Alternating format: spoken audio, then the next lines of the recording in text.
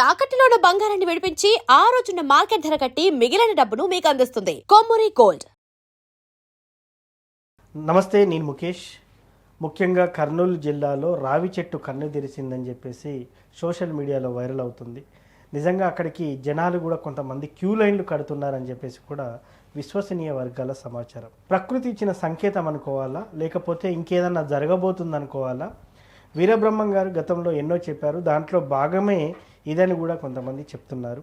ఏంటి అసలు ఈ రావి చెట్టు కన్ని తెరవడం వెనుక ఏదైనా ప్రళయం రాబోతుందా, ఏదన్నా విధ్వంసం జరగబోతుందా, జరగరాని నష్టం జరగబోతుందా, లేదా ఇది మంచి సంకేతంగా తీసుకోవచ్చా అనేది మనం ఈరోజు ప్రముఖ ఆధ్యాత్మికవేత్త and professor and doctor Mullapudi Satyanarayana Murthy గారు ఉన్నారు.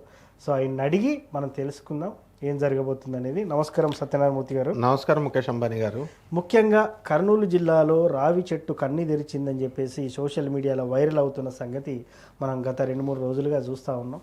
అసలు ఏం జరగబోతుంది అంటే ప్రకృతి ఇచ్చే సంకేతం అనుకోవచ్చా, విధ్వంసం జరగబోతుందా, లేదు ఇది నార్మల్ అని అనుకోవచ్చా? ఏం చెప్తారు మీరు? అసలు విధ్వంసము ఎప్పుడూ జరగదు. విధ్వంసం అంటే మా బ్రదర్ వేణుస్వామి గారు ఎప్పుడు కూడా ఇదిగో జల ప్రళయం వచ్చింది విధ్వంసం అని అంటూ ఉంటారు. ఒకళ్ళు అడుగుతూ ఉంటారు, మా గురువుగారు ఆయన మంచి ఆయన ఒక డిస్ట్రక్టివ్ పాలసీ ముందు నెగిటివిటీ అనేటటువంటిది చెప్తారు. జాతకంలో నెగిటివ్ ఉంటే చెప్పొచ్చు, కానీ ఊరినే ఆ డిస్ట్రక్టివ్ అనగానే ఆయన గుర్తొచ్చేస్తారు. పాజిటివ్ అనగానే మనం గుర్తు రావాలి ముఖేష్. డిస్ట్రక్షన్ ఎప్పుడూ చేయదు ప్రకృతి. ఇక్కడ రావి చెట్టు అనేటటువంటిది అశ్వత్థ చెట్టు అంటాం. దాంట్లో శ్రీమన్నారాయణమూర్తిగా ఉంటాడు, మహాలక్ష్మి తల్లి ఇద్దరు కూడా. అయితే ఈ మొదల్లో అందువల్లనే మనము దోషాలు పోవాలంటే రావి చెట్టుకి పెంచమంటాము, నీళ్లు పోయమంటాము, ప్రదక్షిణలు చేయమంటాము. కర్నూలు జిల్లా 1 టౌన్లో ఒక రావి చెట్టు ఉంది. ఆ రావి చెట్టుకి సడన్గా 2 కళ్ళు వచ్చినాయి అని నేను చెప్తే, రావి చెట్టుకి కళ్ళు ఏమిట్రా నాయన, కళ్ళు రావడం ఏంట్రా నాయన అని కామెంట్ పెడతారు జనం. కానీ వాస్తవం ఏంటంటే కన్ను షేపుల్లో ఇలా వచ్చినాయి అనమాట. ఈ 2 షేపులు, ఒకటి నెగిటివిటీ, ఇంకొకటి పాజిటివిటీ, 2 కళ్ళు మనకి ఇచ్చినటువంటివి.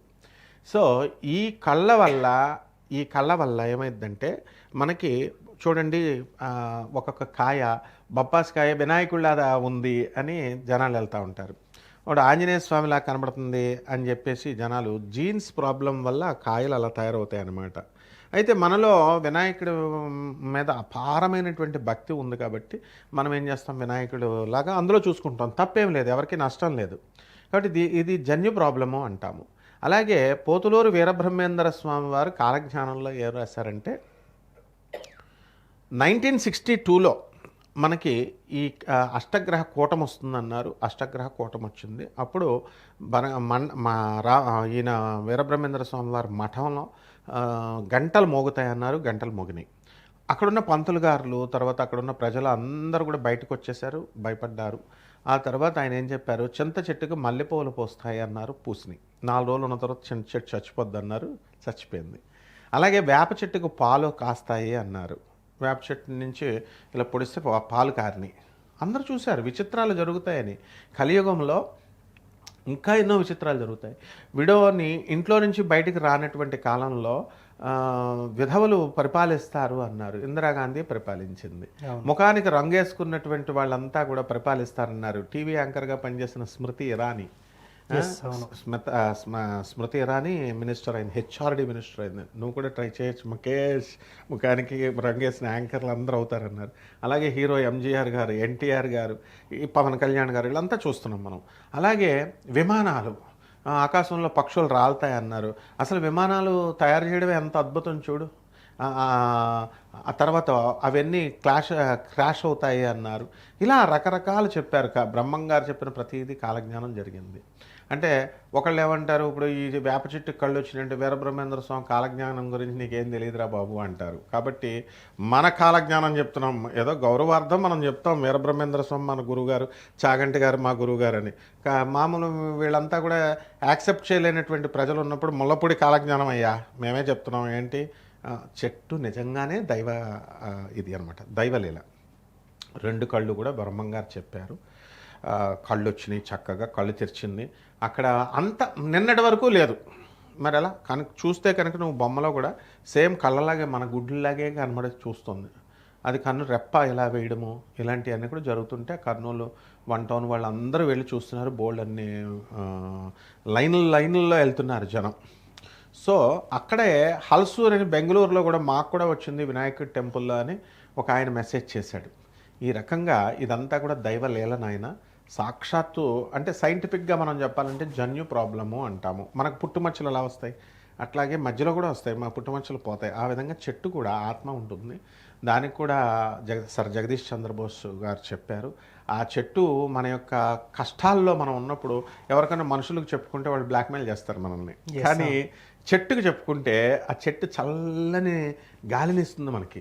మన మీదకి వచ్చి ఇలాగ కొమ్మలతో ఇలాగ బాధను పోగొడుతుంది, అది రెస్పాండ్ అవుతుంది. సో దీనికి స్టిమ్యులై రెస్పాండ్ అవుతుంది అనేది బయాలజిస్ట్ అయినటువంటి సైంటిస్ట్ సాగర్ జగదీష్ చంద్రబోస్ గారు చెప్పారు. కాబట్టి ఈ చెట్టు కళ్ళు రావడం నిజం. భక్తులందరూ వెళ్తున్నారు. మరి సైన్స్తో దీనికి సైంటిఫిక్గా జన్యు ప్రాబ్లం అని చెప్పినా కూడా మనం ఆచారాలకి, వ్యవహారాలకి, సాంప్రదాయాలకి ఎక్కువ పీట వేస్తాం భారతదేశం. రావి చెట్టుకి ప్రదక్షిణాలు చేసుకోవడము, రావి చెట్టు చుట్టూ వెళ్ళడం వల్ల శని దోషాలు పోతాయి. అర్ధాష్టమ శని, అష్టమ శని, తర్వాత ఏలినాటి శని జరుగుతున్నప్పుడు అటువంటి రావి చెట్టు ప్రదక్షిణాలు చేసుకోవడం కానీ, రావి చెట్టుని చూడడం కానీ ఇది చాలా గొప్పది. ఇప్పుడు ఉదాహరణకి ఉత్తప్పుడే ఏనుగుని మనం ఆవుని ప్రదక్షిణం చేసామనుకో భూ ప్రదక్షిణం చేసినంత గొప్ప అంటాము, పుణ్యం అంటాము. ఈనుతున్నటువంటి డెలివరీ అవుతున్నటువంటి ఆవుని చూస్తే ఇంకా మహాపుణ్యం, భూ ప్రదక్షిణం చేసినంత ఫలితం అన్నారు. అందువలన అలాగే రావి చెట్టుని ఉత్తప్పుడు రావి చెట్టు ప్రదక్షిణాలు చేస్తేనే చాలా గొప్ప. కళ్ళు తెరిచిన రావి చెట్టుని ప్రదక్షిణం చేస్తే ఎంత పుణ్యం. వాళ్ళు ఏమైనా డబ్బులు అడుగుతుందా? ఇప్పుడు రావి చెట్టుకి మన పంతులు గారులు అందరూ, మన ఫ్రెండ్స్ అందరూ వెళ్ళండి రావి చెట్టు ప్రదక్షిణాలు చేయండి అంటారు, కానీ ఒక్కడైనా నీళ్లు పోస్తాడా? నీళ్లు పోయండిరా అని వీళ్ళన్నా చెప్తారు, మర్చిపోతారు. కాబట్టి రావి చెట్టుకి మనము పెంచాలి. బయట చెట్ల దగ్గర కుండీలో వేసుకొని పెంచుకొని కొంతకాలం తర్వాత బయట వేసి పెద్ద అయిన తర్వాత పెంచితే దోషం పోతుంది. రైట్. ఒకటి సత్యనారాయణ మూర్తి గారు, ముఖ్యంగా ఇది ఒక ప్రకృతి ఇచ్చే సంకేతం అని, విపత్తులు జరగబోతున్నాయని చెప్తున్నారు. మరి మీరేం చెప్తారు? అసలు విపత్తులు అనేటివి రాబోతున్నాయా, క్యాజువల్గా తీసుకోవచ్చా? మీరు ఇందాక చెప్పారు చెట్లకు కూడా సైన్స్ ప్రకారం సైడ్ ఎఫెక్ట్ ఉంటుంది. మీరు యాజ్ ఏ ప్రొఫెసర్ చెట్లకు కూడా సైంటిఫిక్ కారణాల చేత ఇట్లా అవుతుందని చెప్తున్నారు. మరి దీన్ని సైంటిఫిక్గా చూడాలా, ఆధ్యాత్మికంగా చూడాలా? ఇంతకీ దీన్ని ఉద్దేశించి ఇది బ్రహ్మం గారి సంకేతం అని చెప్పేసి కొంత విధ్వంసం జరగబోతుందని కొంతమంది చెప్తున్నారు. మీరు దానికి ఒక చక్కటి వివరణ, క్లారిటీ ఇచ్చి ముగింపు పలుకుతారని తప్పకుండా. ఇదేంటంటే మనకి పోతులూరు వీరబ్రహ్మేంద్ర స్వామి వారి కాలజ్ఞానంలో చెప్పబడిన వింతల్లో ఇదొకటి కూడా చెప్పబడింది. అదొకటి. రెండోది, చెట్లే కాదు పశుపక్షాదులు కూడా సైక్లోన్లు ఎప్పుడు వస్తున్నాయి, జలప్రళయాలు ఎప్పుడు వస్తున్నాయి, వరదలు ఎప్పుడు వస్తున్నాయి, భూకంపాలు ఎప్పుడు వస్తున్నాయి, చెట్లు కూడా కనిపెట్టేస్తాయి. పక్షులు ఇవన్నీ కూడా తెలిసిపోతాయి.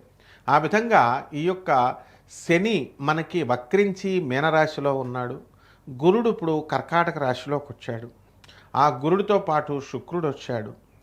అందువలన ఈ ఏలినాటి శని జరుగుతున్నటువంటి కుంభరాశి, మీనరాశి, మేషరాశి వాళ్ళకి ఈ కళ్ళు తెరిచినటువంటి రావి చెట్టు ప్రదక్షిణాలు కనుక చేసుకున్నట్లయితే, దానికి నమస్కరించుకున్నట్లయితే శని దోషం ఎక్కువగా వాళ్ళని పీడిస్తుంది. కాబట్టి అలాగే ఈ యొక్క వృశ్చిక రాశి వారికి, ధనుస్సు రాశి వారికి అర్ధాష్టమ శని నడుస్తున్నాడు, వాళ్ళకు కూడా ఉపయోగమే.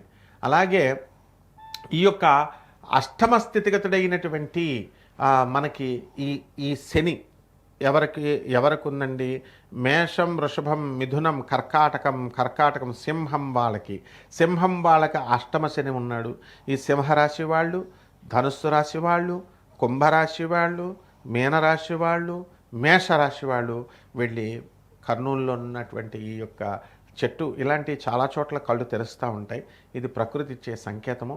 వాళ్ళ యొక్క శని దోషాలు అనేటటువంటివి పోతాయి. మీరు అన్నట్టుగా ప్రకృతిలో ఇప్పుడు అన్ని విపరీతాలే జరుగుతాయి. ఇప్పుడు ఏవో భూకంపాలు ప్రత్యేకించి రానవసరం లేదు, జలప్రలయాలు ప్రత్యేకించి రావాల్సిన అవసరం లేదు. మీరు కనుక అధర్మ మార్గాల్లో వెళితే ప్రమాదం సుమా అని చెప్పడమే ఈ కళ్ళు తెరిచిన విధానం. అందుకోసం చేసింది. ఇప్పుడు భూకంపాలు కూడా ఉన్నాయి. త్వరలో ఆగస్టు నెలలో భూకంపాలు ఉన్నాయి. నెక్స్ట్ మళ్ళీ ఈ వర్షాల్లో మన బ్రదర్ వేణుస్వామి గారు చెప్పినట్టుగా జలప్రళయం అనేటటువంటిది కూడా ఆయన చెప్పేది ప్రతిదీ కరెక్టే చెప్తాడు పాపం. ఏంటంటే ఈ జలప్రలయాలు ఇవి అవి అని. కాకపోతే కొంచెం ఎగ్జాగరేషన్ చేసి చెప్తున్నట్టు ఉంటుంది. బోల్డ్గా చెప్పే ఏకైక జ్యోతిష్కుడు అతను ఒక్కడే. ఓపెన్గా దమ్ముంటే చెప్పేస్తాడు. ఎవరైనా మందు పెట్టు మటన్ పెట్టు మందు బాటలు పెట్టు అని ఎవరైనా చెప్పే దమ్ము ఎవరికైనా ఉందా?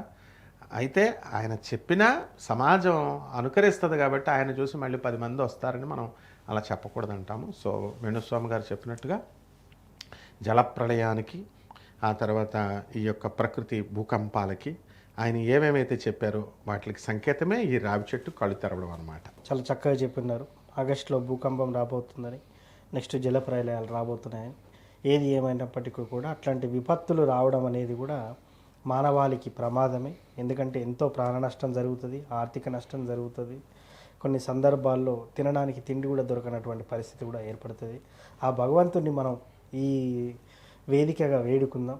అట్లాంటి విపత్తులు రావడం వల్ల ఎంతోమందికి చాలా అనేక సమస్యలు క్రియేట్ అవుతాయి. అట్లాంటి బారి నుండి కాపాడాలని ధర్మ మార్గంలో వీళ్ళు ప్రవర్తిస్తే విరుగుడు. ఎస్, అందువలన మా గురువుగారు భారతీతీర్థ స్వామి వారి శృంగేరి జగద్గురులు ఎప్పుడు చెప్పినా ధర్మంగా ఉండండి, ధర్మంగా ఉండండి, ధర్మంగా ఉండండి. వీళ్ళంత వరకు ధర్మంగా ఉంటే సరిపోతుంది. ధన్యవాదాలు గురువుగారు. ధన్యవాదాలండి ముఖేష్ గారు.